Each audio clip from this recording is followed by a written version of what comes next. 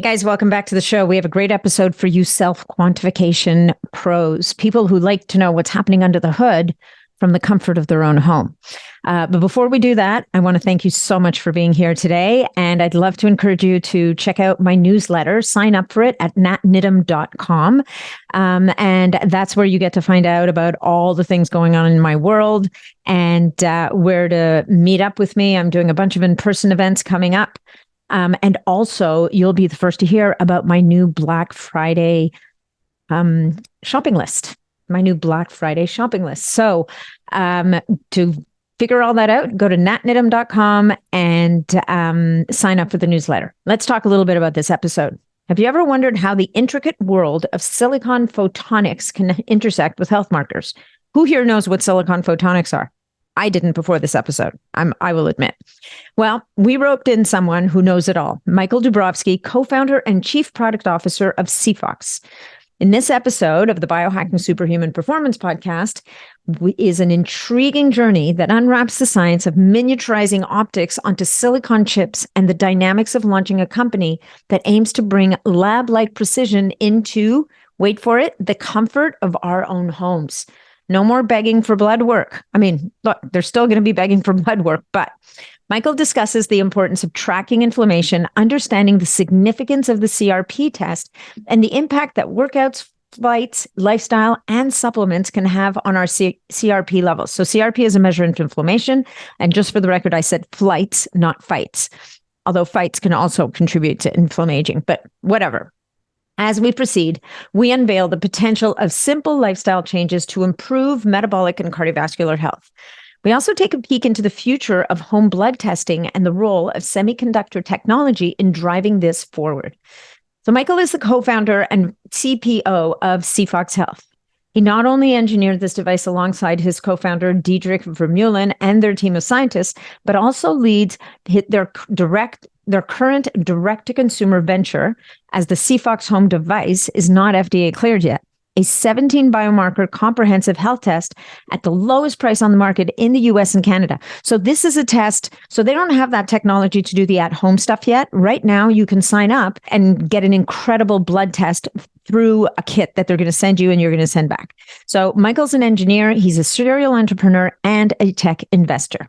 Okay, so to learn more about SiPhox Health, and maybe if you're interested in ordering this 17 marker test, you'll want to go to siphoxhealth.com/superhuman, and you can use code NAT10 to save 10% off the cost of your 17 marker test.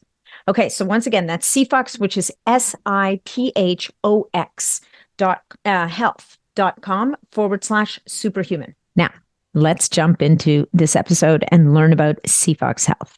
Hey, folks, just a quick reminder that all of the information presented in this podcast is for information purposes only. No medical advice, no diagnosing, no treatments suggested here. Before you try anything that you hear about or learn about here, make sure that you check with your medical provider. Hey, Michael, welcome to the podcast. It's a pleasure to have you here today.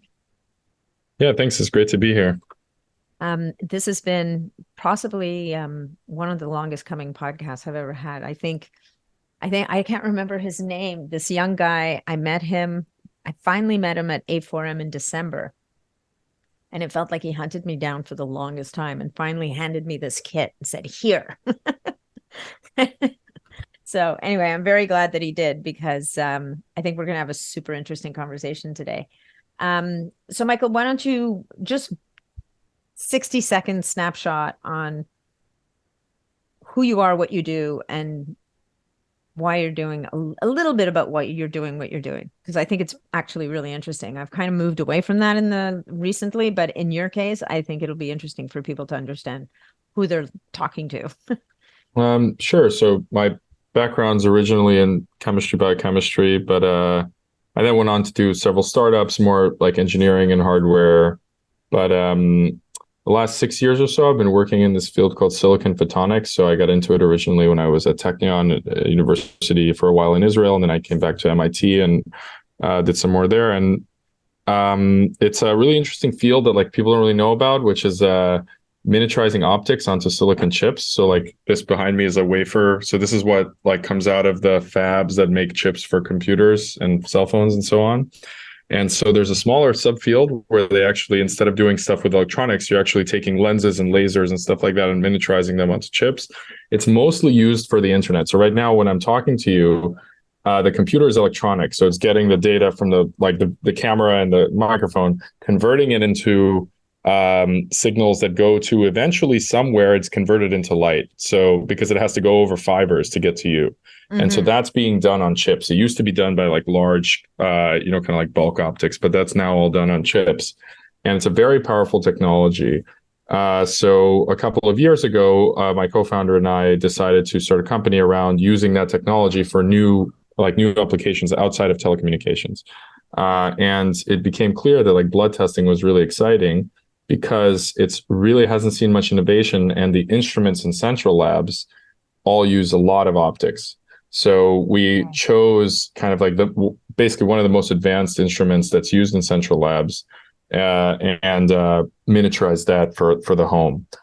So that's kind of the mission of the company, and it grew into many more things along the way. I got really excited about longevity and biomarkers and everything. Before this, I really didn't know much about it, and I had some personal things happen also that made me interested in it. And anyway, so here we are today. Yeah. Oh, that's good 60-second snapshot. Thank you.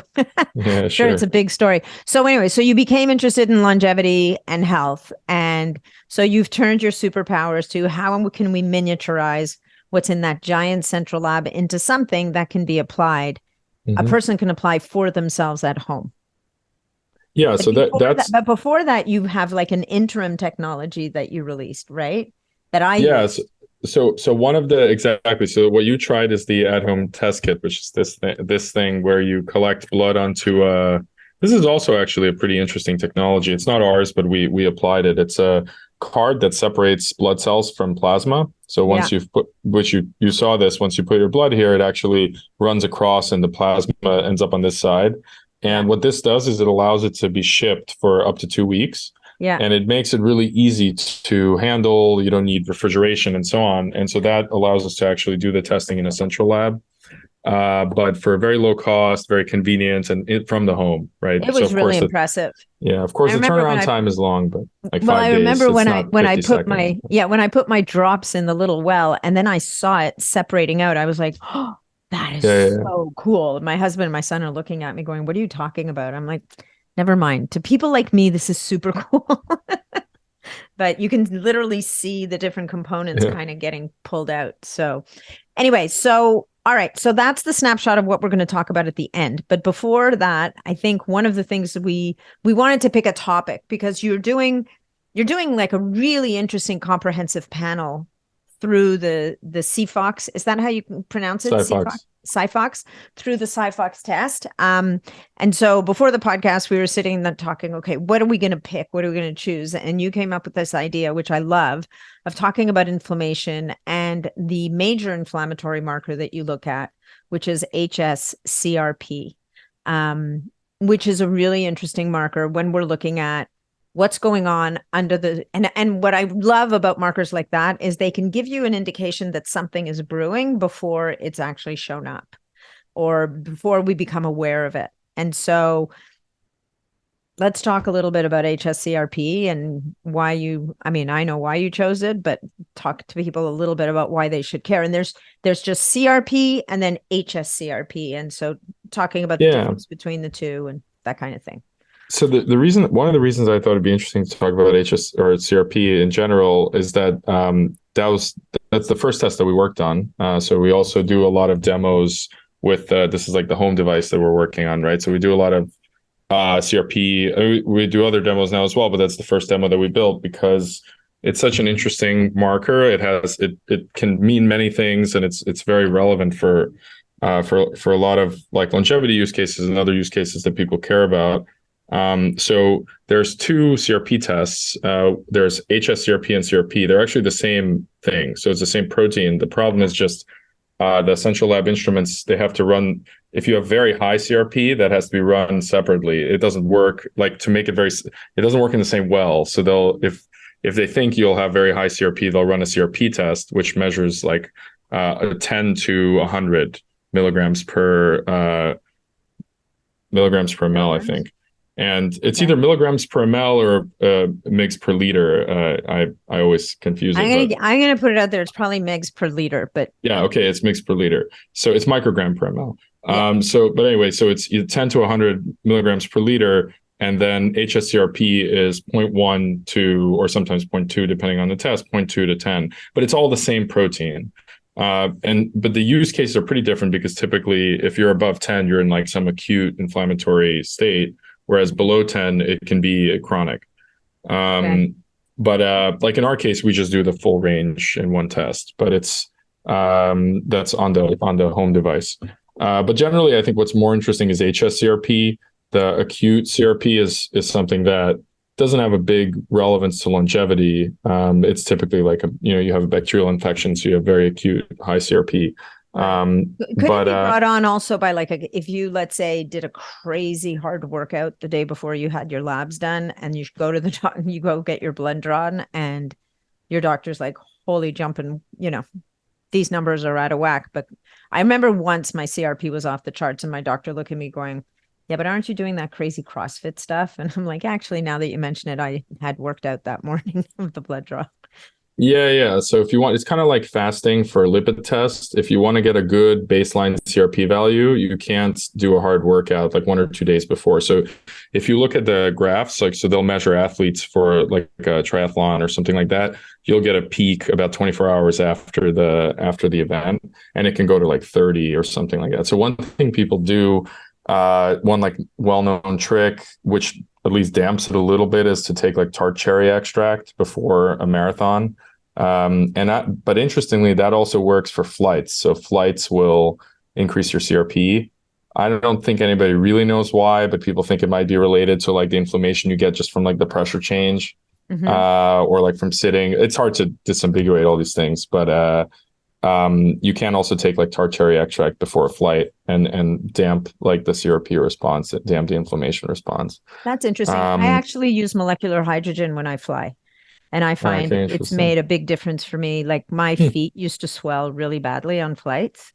And ever since I started using molecular hydrogen, I find that's not the case anymore. I tried a whole flight like hacking kits, and it included something that you actually tape to your leg that shocks your leg to cause your like calf to like, it stimulates your calf muscle. Yeah. Yeah, to contract, and that also like pushes blood back up into your body. Yeah. But it's not great for sleeping on a flight, because it's like shocking you every 3 seconds. But I sat through it. It was interesting. But anyway, so if you get a good CRP measurements, like baseline measurement, which means you're not inflamed from some acute bacterial thing, or you didn't just do a marathon or whatever, and that baseline measurement is above 0.5, basically you can do better. So and that's not what, like if you go to a doctor, they'll say if you're below 3, that's normal. Like, but in reality, all cause, like there are really good controlled studies. CRP has been measured for decades, really good studies that show that you really want it below 0.5, and it's correlated to all-cause mortality. Like the higher it is above that, the higher your chances of all-cause mortality. It's just, it's like one of the most, again, if you measure it in a kind of like fasted state, let's say, like, basically a state where it's not elevated for some local reason. And it's not a specific marker. So you can't say like, what's the cause, right? Right. But if it's elevated, you can really start thinking like, okay, I need to probably make some changes. There are like supplements you can take, but it's also a lot of lifestyle. So it's a mix. So what are some of the supplements and the lifestyle things that people could do? I think so. When we do at conferences, when we do CRP tests, we kind of had to figure out what to do if somebody's CRP is high. And so we always give them like a packet of curcumin and magnesium. I was going to say curcumin would be the first thing that would pop into my head. Yeah. Yeah. There's a supplement, I don't remember what it's called, but it's kind of convenient because it has both curcumin and magnesium in it. And so those are the two that are kind of harmless and do decrease inflammation. There are like a lot of things you can do. We see in our own data a good correlation with sleep. So for about 50% of people, CRP correlates well with like their sleep quality. So because we also track, we connect to all like I know this is like an Aura ring, but we connect to all the whatever typical wearables and integrate the sleep data and activity data into the blood test like dashboard. And so we see about for about half of people, their inflammation correlates with sleep. And then of course it's like typical things like weight loss will lower your CRP. That's really well established for people that are overweight. Yeah. And then like refined sugar. It's a lot of classic stuff. I think in terms of hacks, probably another one that's interesting is sauna. So doing like relatively frequent sauna has been shown to decrease CRP like 4 times a week for 10 to 15 minutes. But I think in those studies, it's pretty hot. I was going to say 10 to 15 sauna. minutes. Like it's got to be, you've got to be going north of 160 of 160. Yeah. Those are like real. Whenever they do sauna studies, I think they really make it hot to get like a good effect. So you only stay for 15 minutes without boiling your brain.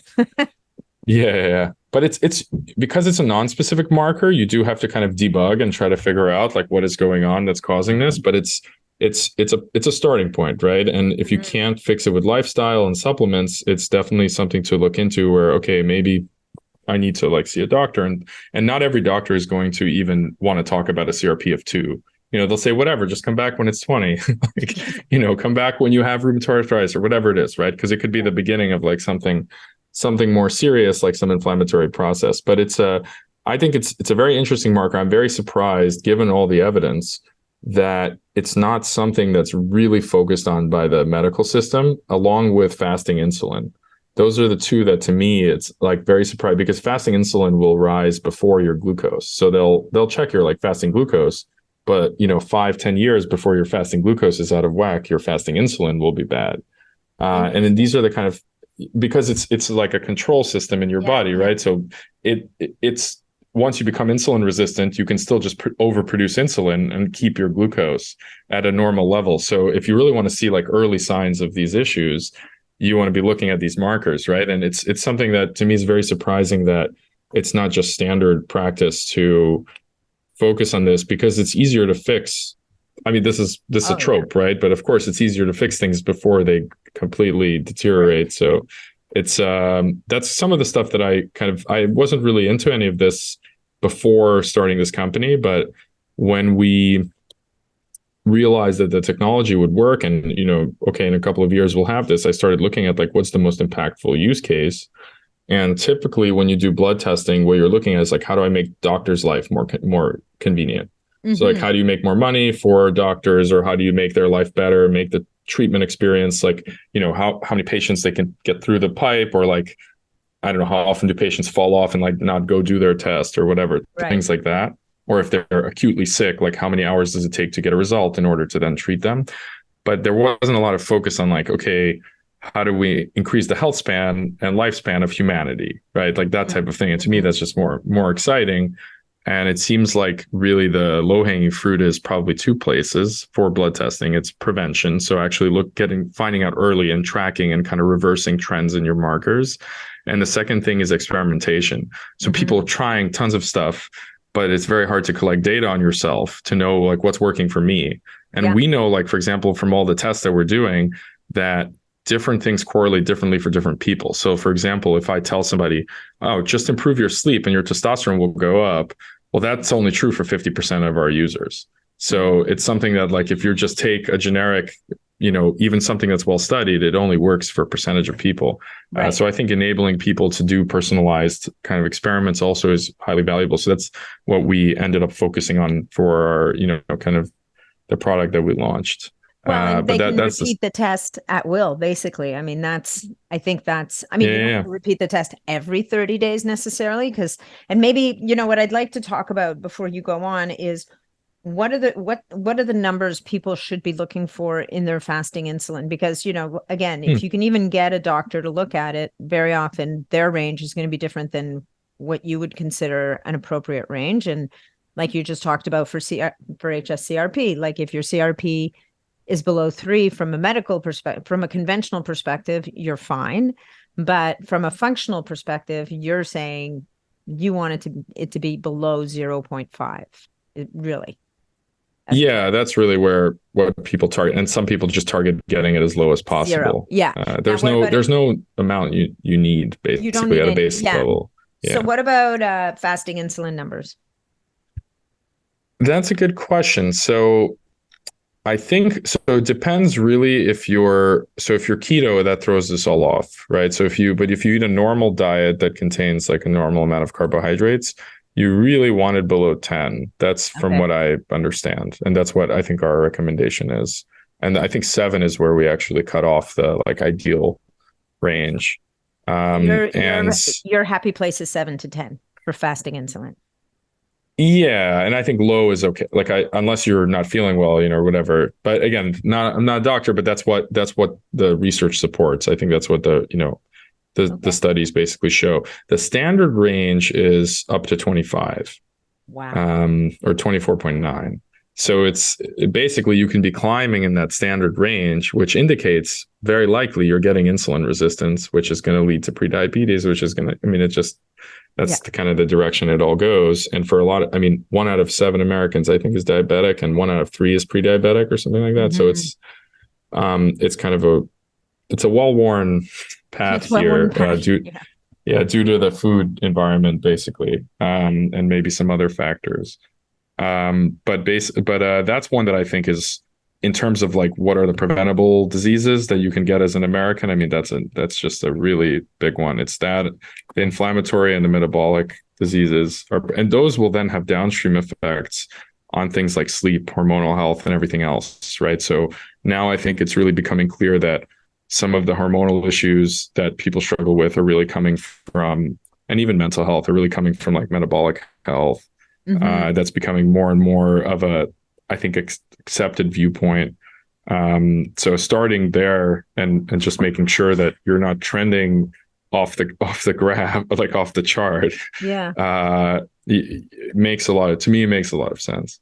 Well, and these are all stressors on the system, right? Like if your inflammation is sky high and your system is stressed trying to deal with all this inflammation, making sex hormones is not necessarily as the top of the list of priorities at that point. It's going to, your body's going to kind of redistribute resources towards dealing with the fire, as it were.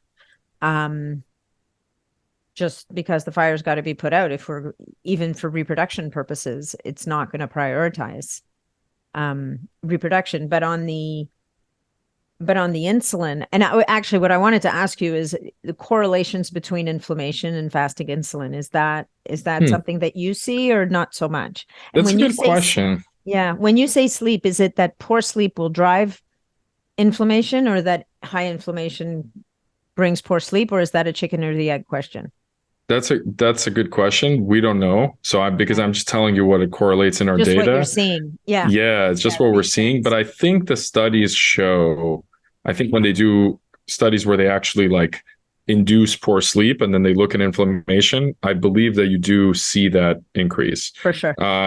Does it go the other way as well? Maybe, I don't know. It certainly does with like, if you get your circadian rhythm out of whack, then you'll start seeing, you can force poor sleep, right?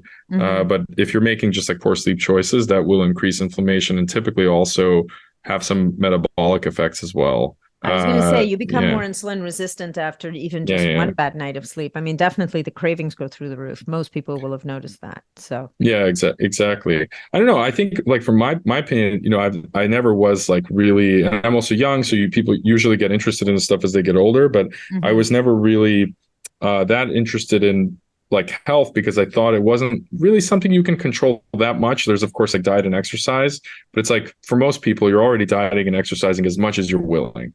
Right. Yeah. So it's like, okay, what do I do now? But I think what I've learned through the journey of building these blood tests is that there are actually a lot of pretty easy things that are like kind of like hacks that surprisingly do work to an extent. Like I think one that amazes me is, just for me at least, like taking magnesium glycinate just makes my sleep better. And it's like 10 cents a pill. I don't know how much it costs. It's like $5 for a thing like this, and it's completely safe. It's just a mineral that I probably wasn't getting enough of. And so Yeah, learning it's small number. I mean, I probably have only scratched the surface of all these things, but through the blood testing business, I've learned some of this stuff, and I've been actually very impressed because I kind of went into it with the mindset that there's a zero-sum game. Like either you pay by like exercising and dieting, and you're miserable, whatever. Like you just have to be miserable in order to get the health benefit. But I think there is like a little bit of like positive some things that can happen. Sure. Which I think is exciting. That to me, like three to 5 years ago, I didn't have this mindset. Okay, well, that's it's nice to see that you've evolved. I mean, I think there's lots you can do, and it's funny that you referred to diet and exercise as being miserable. I think that for those of us in this space, part of the process is also reframing a little bit of how we view diet and exercise, and how we view food in the first place, right? I think that if we can start to see these things and make them as fun and pleasant as possible, then it hopefully isn't too much of a chore getting there. But at the beginning of the podcast, you were talking about how the CRP number really correlates to a lot of different areas from what you've seen in the testing. And so maybe you want to talk about that a little bit. You've already talked about how it can affect metabolic health. And then obviously cardiovascular health is going to be massively impacted by inflammation. And do you want to dig into that a little bit? Yeah. So I think, so this is not I'm a scientist, but it's not my direct area of expertise. But definitely CRP, like what doctors will look at is often if you have high CRP, your risk of, but you have to look at the other markers. But of course, like risk of like heart issues is much higher. Mm-hmm. But also of like it's correlated with basically many of the inflammatory diseases. So that'll be like rheumatoid arthritis, a lot of the autoimmune, like various lupus, various autoimmune diseases. And it's like a big family of them, but they're kind of in many ways, they have a lot in common. Mm-hmm. And then it's also just correlated with a really poor diet, right? So it's just general inflammation, but like related to gut, just gut issues, or maybe diet, or just like flora. So having like, not having like great bacterial or the gut flora situation can also like cause inflammation. And so it's non-specific, but it kind of allows you to have a starting point where you can experiment and see, okay, like, and people generally do feel better if they get their CRP down. Right. It's not just a longevity thing. They actually feel better now because like being inflamed just doesn't feel great. Mm-hmm. So it's not something that you can say, okay, your CRP is high and this is the reason. You have to really look at other markers and also maybe other factors in your life. But it's, I mean, it could just be smoking, right? But generally getting it down, actually, people will also report that like they feel healthier, more energetic, and so on. Yeah, no, for sure. And so then one of the things that you've observed in your data set, I mean, so you're in this interesting place, right? You're testing people, you're giving people the opportunity to test more frequently. And it seems like you have some insight into the effect or the effectiveness of certain interventions on some of these markers. So, mm-hmm. So far for HSCRP, you've found that, I mean, aside from the lifestyle stuff, and you have to adjust your diet and all the things, you found that curcumin seems to be effective, which is interesting because curcumin was really, really hot for a while. Then people got really, really down on it. And now I find like it's having a bit of a resurgence again. So we don't just, I should be clear about this. So we don't collect data right now about, what supplements people are taking. So we don't know. We do, anything like curcumin, for example, or whatever, we look at just like RCTs, like good studies. So you look at the studies. Okay. We just look at the studies, but anecdotally, we know that by trying things that are known to work, like that, mm-hmm. seem to do well in studies, people do get their markers like people report to us, or we see it in the data, like this marker is actually improving. And so my guess is that none of these, because there are different reasons why a marker can be out of range, there's no like magic bullet. So you basically have to start by trying, okay, this is the most common solution. If that doesn't work, try the next thing or whatever. But at least you have real data showing, okay, here's where I am. And so for me, I'll give you an interesting example. After I had COVID in, I think 2021 or whatever, my CRP was elevated. It was above 1. Yeah. It started out at like 0.4 or something, so very healthy. And it was persistently there until I went to Europe for 2 weeks. And something about the eating European food, I have no idea, right? What it was actually. But it's been low since then, actually, like below 0.5. Interesting. So something about that. Maybe I just did I also did a ton of walking there. I don't know. So it's and also I think vacations are generally correlated with improving biomarkers, depending on what type of vacation you take. Yeah, like if you were. Yeah. But I also suspect it's like a lot of Mediterranean food because I ate like a full Mediterranean diet the entire time. But I don't know. So does it in the end, like it's not translatable. I can't like recommend to somebody go to Europe to lower your CRP, but at least yeah, exactly. At least I know I don't have to worry about it anymore. So for example, like I was taking curcumin, but I don't anymore because, I just don't, I don't see any need. But I think the standard things do work a lot of the time. So like getting more sleep, curcumin, whatever it is for the specific marker. Sometimes they don't, or for one person it'll work much better than for another one. And that's why it's interesting to make measurements. Mm-hmm. And you've basically made this test relatively affordable. What's the price point on the SiPhox? So what we did is like our goal is to make it much cheaper than this by doing the actual at-home device with the cartridges. But the mail-in test, what we did is if you look at like existing companies, so they're the like Let's Get Checked and Everly Wells of the world, they will sell you like a 3 biomarker test kit or 4 biomarkers or whatever it is for, let's say, $100, $200, $300. And then if you want to stack that up into a complete, like a comprehensive panel, you actually have to do several tests. And so that means you have to collect blood several times. Hopefully it all works out, the mail, everything. So we looked at it and said, we don't care about, like, our goal is very long-term. We want to do blood testing, like put a blood test device in every home. Mm-hmm. So we don't care about like the short-term profits of it or whatever. Let's just do as many biomarkers as we can with a single blood collection and do it at the lowest possible price, where we can just like at least not lose money doing this. And where it landed, and we're still working on getting it down and increasing the number of markers, but where we do 14 markers plus 3 ratios, so it's like 17 markers together. It's $95 a kit, and then single blood draw in that one kit, and that's you have to be a member to do that, to get that price, but it's like $16 a month to be a member, and you get some other perks, like you get access to continuous glucose monitors and other things. Wow. I didn't know that. I'm just looking at the one-time testing kit for $245, but this is, so basically people can become a member, mm-hmm. and then for $16 a month, they get access to $95 kits. $95 kits, continuous glucose monitors, some other perks, like there's like really low cost coaching. Also, it's hidden on the front page, but once you've taken a test, we offer like a $39 coaching session with it's really like, actually people really like it because it's mm-hmm. nice, like interpreting the markers a little bit more and giving gives them insight. It gives us some insight into what to do about it, right? And like a more custom plan. So we already provide insights with every report, but then we do a more custom plan based on like what are your goals and things like that.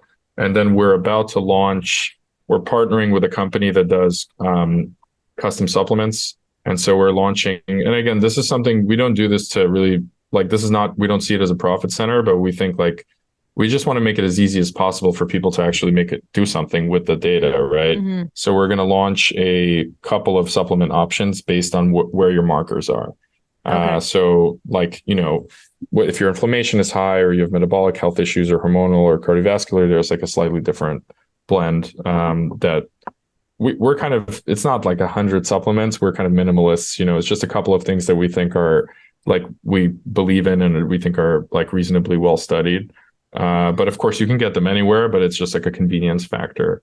Yeah. And that's what we try to do, is like always roll out more and more features where it's just it increases the likelihood that the person will succeed in whatever they're trying to do. Yeah. Surround, around, of course, like with the blood test as the central kind of like guiding, it's like the North Star of like, okay, is this really working? Yeah. No, I love that. So on the and on the CGM, because I know people's ears will have perked up, because this is it's the bane of everybody's existence who lives in the US. Mm-hmm. They're super jealous that in Canada we can just go to Costco and get one. Yeah. But in the States, you need a prescription. And so, but a lot of the services, the prescription services they're pretty spendy. Mm-hmm. So are you using the Yeah. Dexcom or the So Freestyle? we use the Freestyle Libre 3. We Okay. don't have very high volume, so we don't actually get very good pricing for it, but we're trying to cut it significantly. But right now our pricing, we just pass it through, but it's $120 per unit. That's great. But it's there's no subscription. There's no, once you have the like blood test membership, this only works for the people that's called like the unlimited membership. Once you have that, you can just order CGMs whenever. So it's not the main focus of our business, the CGM, but the way we see it is like, if you have metabolic health issues, this is one tool that you can employ, right? So wear this thing for 2 weeks and see if you can optimize your glucose spikes. So we don't really see it as you can make it a more, like, Levels does an amazing job of this, where you make it like the central component, like you start with this and then you kind of build around that.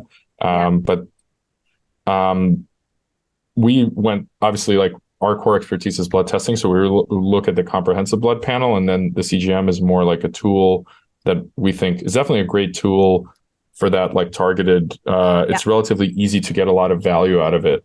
100%. Even if, so that's, and I myself, like, will wear one once in a while. And I think it's pretty impressive technology. That's probably the best diagnostics technology that's been built in the last 10, 20 years.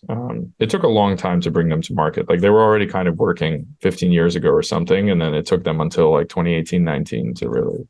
Well, I agree, because the beauty of the CGM is that it gives immediate feedback on the impact of things that you do and things that you eat. And people don't always think of the things that you do, but I think when I have clients who are wearing a continuous glucose monitor, we talk about, how does exercise affect your blood sugar? How does a poor night's sleep affect your blood sugar? How does stress affect your blood sugar? And you can see it very often in the data, on top of how did this meal or this food or whatever the case may be affect that blood sugar. So, and how long is it taking for the blood sugar to come back down? Because that could be some insight into insulin resistance. Like, there's a lot of really good information you can get out of the continuous glucose monitor that takes you beyond the, your fasting insulin is high or your fasting blood sugar is high. Okay, well, it was at that speck of time, but that doesn't give me any information in terms of what's going on a regular basis.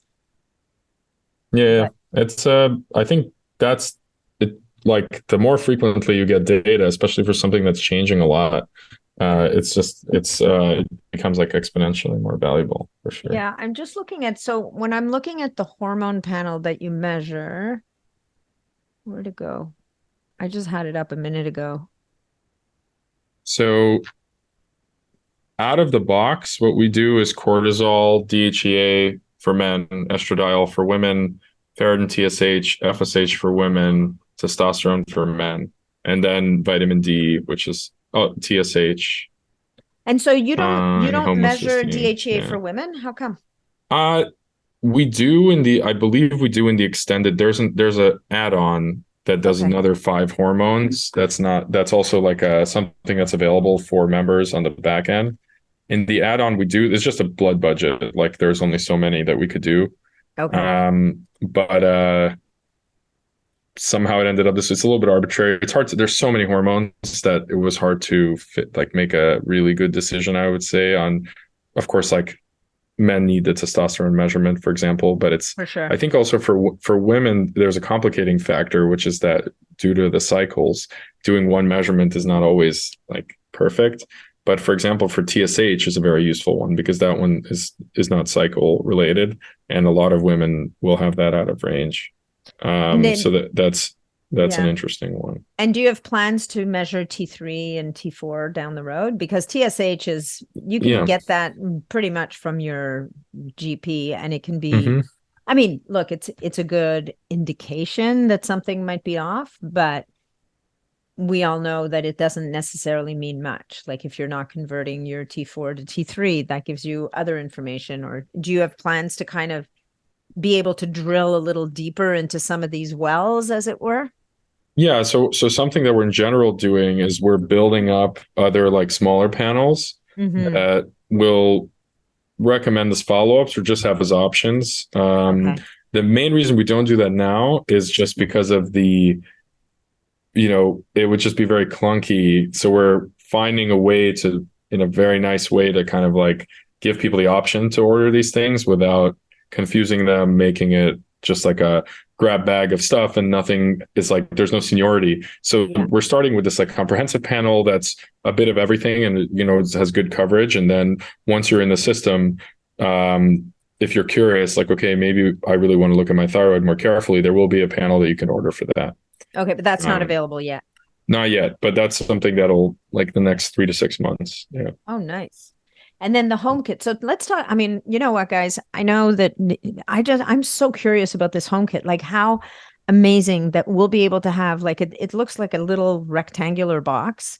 And so the industrial design will be improved. So it'll be some type of, it'll be prettier. Smart but right speaker now, looking, it just looks like it's just like a small white box. Like what is it, 6 inches long or something? Just about, yeah. Yeah. So like 3 inches by 6 inches, maybe 3 inches tall. And then there's these little tiny cartridges, and I guess you do it's like it's a little bit like the paper card. Now you have to fill the well with blood. Less blood than that? It's much less. Yeah. So it's more like a glucometer. So you collect the blood into like a small capillary. Yeah. And then that goes into a little collector with a liquid that like dilutes it, and that goes in here. So there's another piece that goes with this that actually does the blood collection. So then you have this cartridge. So you put a tiny bit of blood in there, you stick it into your little white box. So that means you have your little white box at home, and they've recreated the technology that the lab would use in the lab to now give you your blood test results on the spot. Is that specifically for proteins and hormones, for immunoassays, which is one class of blood tests? So there's like blood counts, chemistry, and so on. So we focus on that one class, but for that we were able to, using the semiconductor technology, to really miniaturize all the optics that were required to do that type of test. And so there's a chip in here. You can, I don't know, maybe see it. If you're watching, if you're watching on YouTube, he's holding it up to the camera. There's a black square here. Little square there, yeah. So that's where the magic happens in terms of the sensors that do the blood test, and then all the readout is inside this. It's over here. So this will get a little bit smaller, more elegant, but this is approximately the form factor. So people will buy the box? We'll probably just make it part of the subscription, but we're trying to make it very low cost. So that's a big thing. One thing that chips do is like, they don't necessarily, sometimes they give you new functionality, but a big thing what chips do is just make things low cost and really performant. Like you can produce tons of them. It's very scalable. So that's really our goal, is to make it like, you open a faucet and this stuff comes out. Instead of like a blood testing tool, they maybe make 1,000 of them and put them into central labs, and that's it, right? So we're trying to make it something more like a smartphone. Yeah, like you're full on disrupting the industry here. for a certain section of it. Yeah.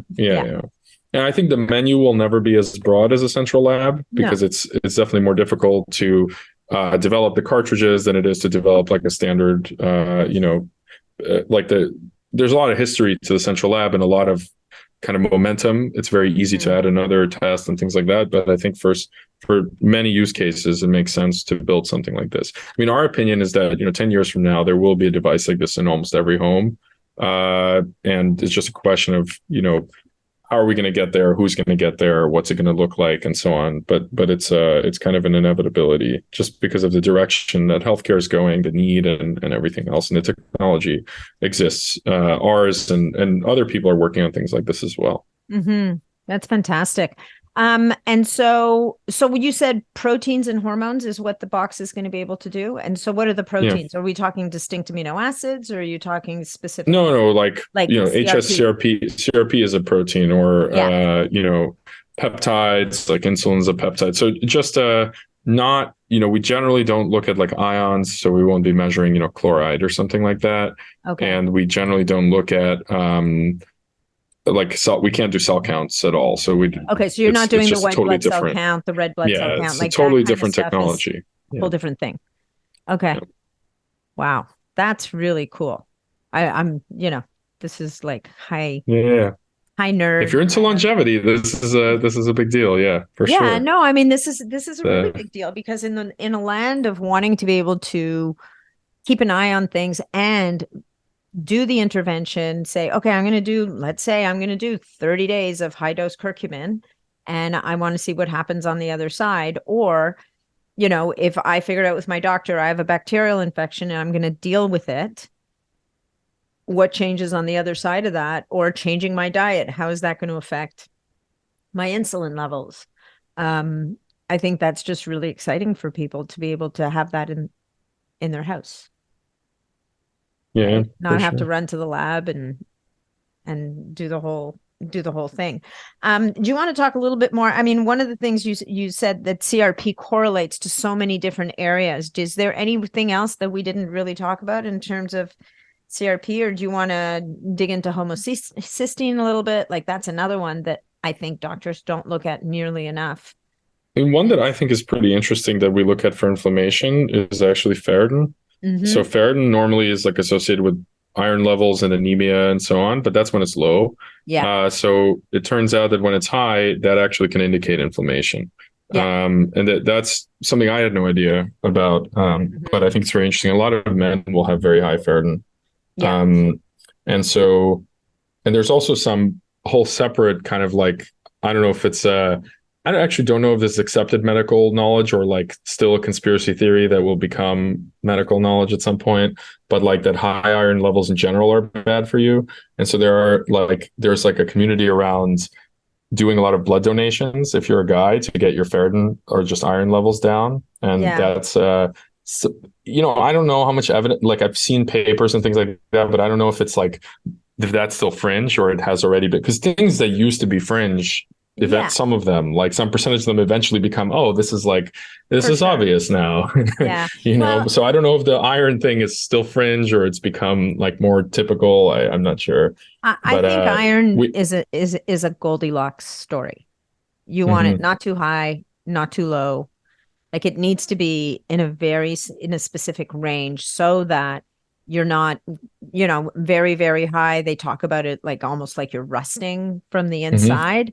And very low, you impact the blood, the oxygen carrying capacity of your blood, right? So I don't know that bleeding yourself too often. Like I had a friend who was doing a lot of work on himself and was doing blood draws like every week. And, he ended up needing a blood transfusion because he was kind of starting to look a little Wayne, let's just say.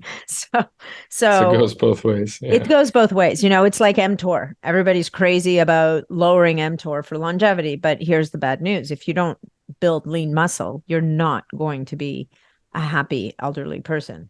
Right. So it is about, I do think a lot of this has to do with finding that sweet spot and finding the balance between pushing, in the case of mTOR, you can do things that some days it's high, some days it's low. And so you kind of get it doing that. You wouldn't necessarily do that with ferritin. I don't think it's like blood sugar. There's never an argument that says you want high blood sugar or you want high ferritin. These are things you want to keep within a certain range for optimal. What do you think of rapamycin? I'm just curious because you mentioned mTOR. Do you have like a position on it?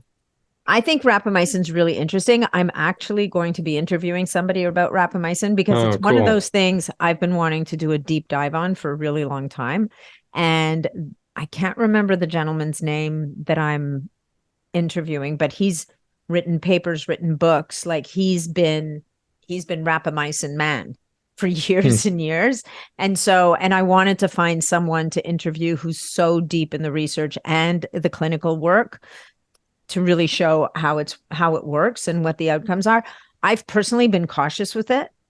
But I'm very open to learning more and rethinking my position on rapamycin. But I think that mTOR is not, I think we have a tendency to oversimplify stuff because people don't have attention span, but I don't think we give people enough credit. I think that just to say we have to keep mTOR low all the time is completely self-defeating. I think it may be smart to have cycles of time where your mTOR is higher than others so that you can maintain and build lean mass. But you don't want to be pushing. It's like growth hormone, right? Growth hormone drops as we age. Restoring growth hormone levels to more youthful levels is probably beneficial for aging. But if you cross the line and go too high with growth hormone, it starts to become pro-aging. So all these things is learning where's that sweet spot where we want to hopefully target so that we age well without over pushing and paradoxically aging faster. Yeah, that's interesting. Cool. I guess I'm just trying to think if we didn't cover something that's like important and I should say. I think we actually covered a lot. Yeah, but, I think just the technology, honestly, is like it's so refreshing to see someone who's doing something really different. I mean, I thought your cards were super cool.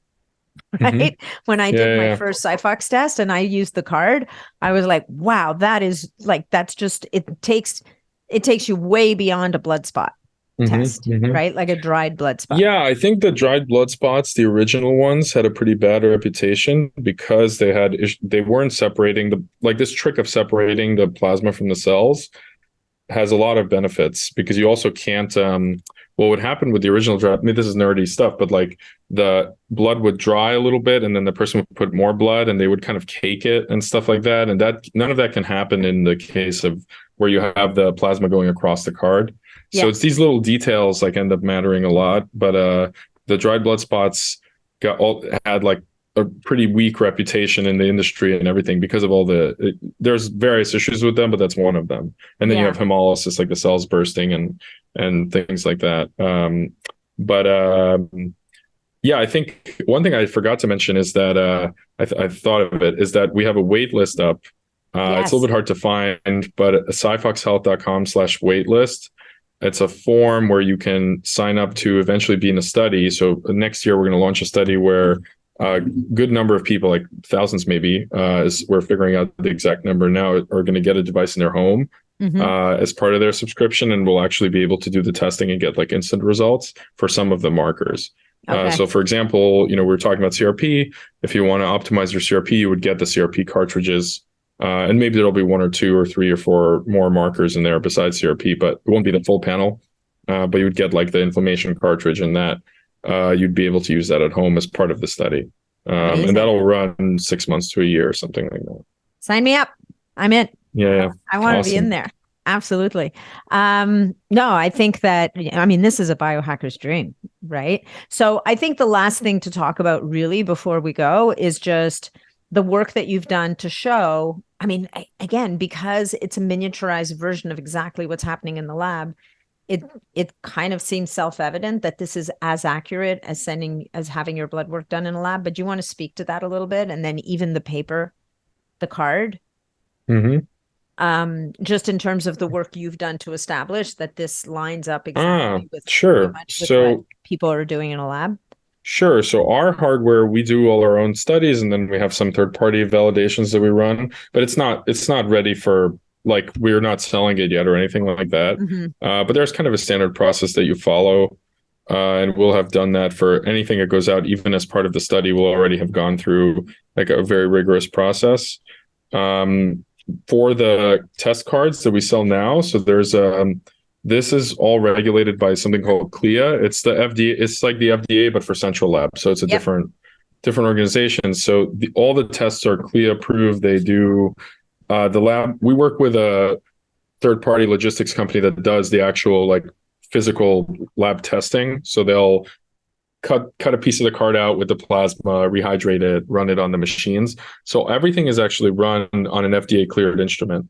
The secret sauce is in how they rehydrate the plasma, what you have to do to make sure that you still get the same results.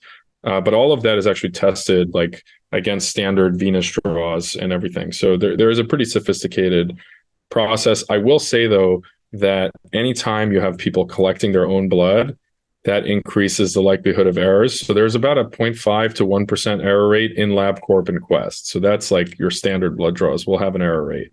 Yeah. Because of like technicians and everything else. Mm-hmm. And then you add to that, like, for example, small thing, but if you use a cream to take like estradiol, like hormone replacement therapy, and that cream is on your fingers, and then you prick your finger, you're going to get an astronomical value for estradiol. Right. And we've had users do that. So there are like things like that happen all the time. But in general, the accuracy is very solid. People will do comparisons like and record videos about it. So we've had some people do that. We do it ourselves. For some markers, we see more disagreements with LabCorp than others. Typically, it's the ones that are more like have different forms. Like vitamin D, for example, has a couple of forms, and there's not that great standardization across the industry. If you buy one tool in the industry or another one and you give them the same sample, there's not incredible standardization of like exactly what it's measuring because there are different forms of vitamin D and other factors. But for most of the typical markers, it actually has really good correlation, and people find that when they take the test. But you have to do your comparison the same time. Like you have to really bring the test. Yeah. Or I would do it that hour because some of these things move a lot. So like you have to do it like at the LabCorp office, basically. Well, your cortisol, for example, that's like a speck of time. I mean, cortisol by blood is it's okay, but it's not super useful. I mean, it's because it moves around so much during the day, right? Yeah, we try to get people to, if they're trying to track cortisol or testosterone, we try to get them to take the test at the same time repeatedly.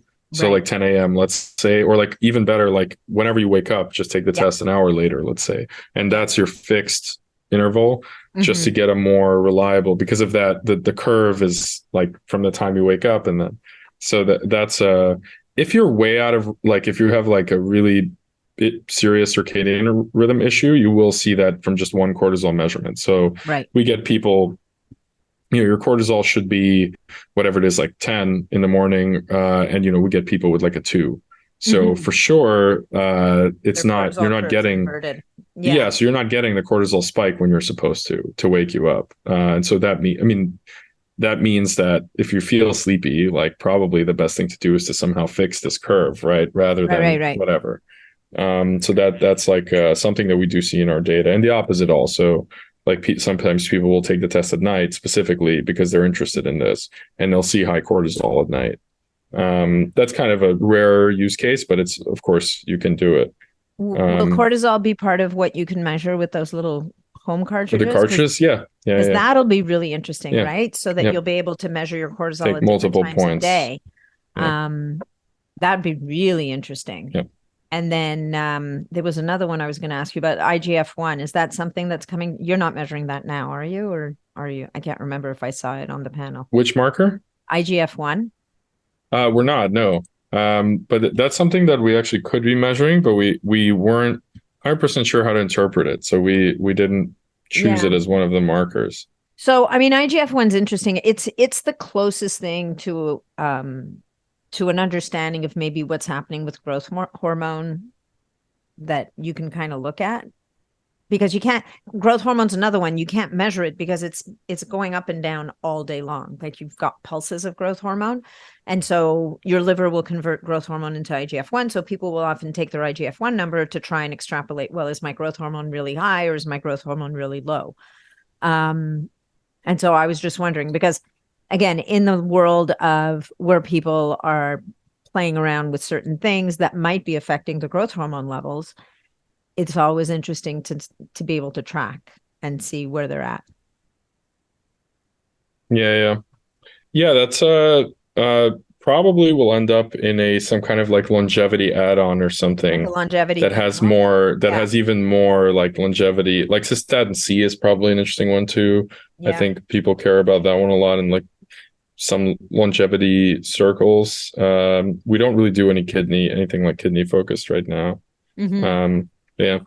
Well, I think the possibilities are a little bit endless for you guys, right? Yeah. So it's just a question of really honing in on what are the most useful and actionable markers that you could be looking at for people, and then helping people to understand what they are, and most importantly, probably, is what to do about it. But that body of knowledge is growing by the day, so I don't think that will be a problem. Yeah, I think that's one of the exciting things, is that there are things that people have figured out, a lot of great kind of like protocols and ways to interpret biomarkers, and that's only improving. And also the knowledge out there that's just available on the internet and through functional medicine doctors, and even regular doctors are getting more interested in these things. I think in general the trend is in the right direction, and I'm pretty excited about it. And also maybe what it is like the average person's health is trending in the wrong direction, so the interest level in like really solving the problem is increasing. So it's good when like it's maybe tractable, and so it's like a good moment where these trends are crossing, like overlapping. 100%. Okay, well, Michael, this has been really, really fascinating and interesting. I thought I knew some stuff, but now I know even more stuff about your test, and I'm even more excited about it. So I want to get on that wait list for next year to get that box, because I think that's really going to be next level kind of thing. So why don't we tell people a little bit about where they can find you, where they can where they can access SiPhox, and then you've offered the listeners of this podcast a nice 10% discount. And will that apply to their membership and to the one-time test, or just one? That applies to the first purchase. Okay. Or maybe first two purchases. Let me check. Okay. So the discount code, if I didn't say it, is NAT10. So that's 10% off. And and if Michael can't find it now while we're closing up, it'll be in the show notes for sure. Yeah, I think it looks like that applies to the first purchase. Okay. Amazing. So Michael, where can they find you, and where can they get a handle on all the amazing things we talked about today? So I'm sure, I'm sure, like in the podcast notes, but it's just SiPhox, SiPhox health.com. And that's got all the information. Health.com. Okay, great. And then are you guys on Instagram at all, or? Yeah, I don't think actively. We have a Twitter that's also not very active. It's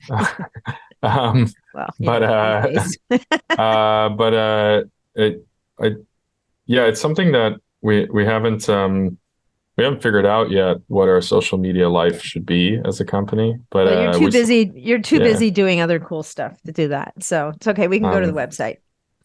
Yeah, SiPhoxhealth.com. It's a PH, SiPhox.com. Okay, amazing. Thank you so much for your time today, Michael. It's been a pleasure. Awesome. Thank you. Thank you as well.